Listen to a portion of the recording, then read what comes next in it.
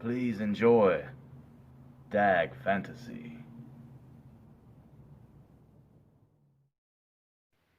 Chapter 7.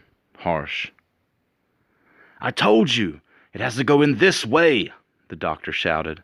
"First, you have to lift the flap that you've cut, insert the trocar, then feed the SIM implant into position, just like so.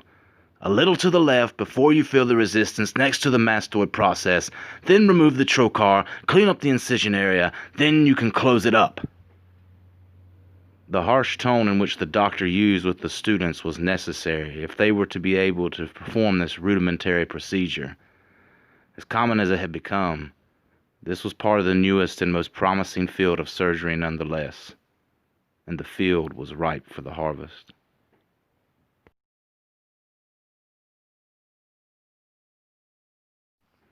Chapter 8. Old. I felt old the day I saw my first sentient humanoid walking along the street coming towards me. It looked just like any other person that I'd ever seen. It had its own unique way of movement, like most people do.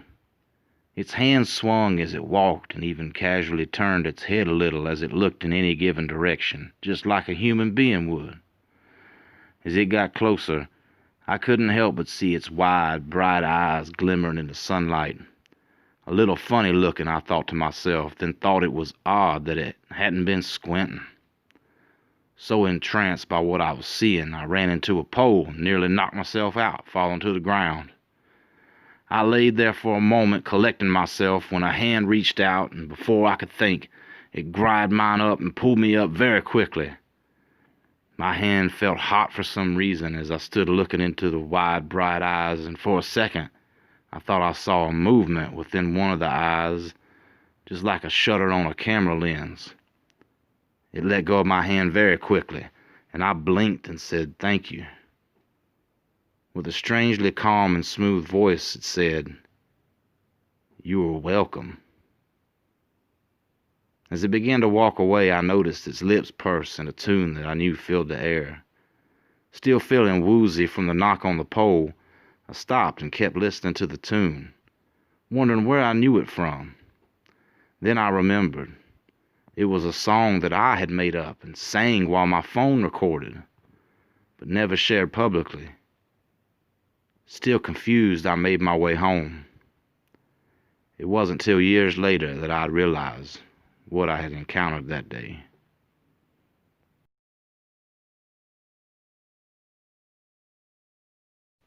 Chapter 9. Dignity. How much dignity can one possess? Can it be something that equates to integrity? A human or humanoid can be held in high standing if these two coincide with great immensity. Is it the way of the world, however, to be seen retaining these qualities? Does one require acknowledgment to be this sort of character? Is it not integrity which is the small and ordinary day-to-day decisions made by an individual, both person and sentient machine, that incorporate a lifestyle unseen by most that determines the title to be worn? How can one possess dignity without integrity? Integrity without dignity? Hand in hand they must go together. Together a life can be well lived. Excerpt from D.A. Otterman's Tales of Travel. Copyright 2182.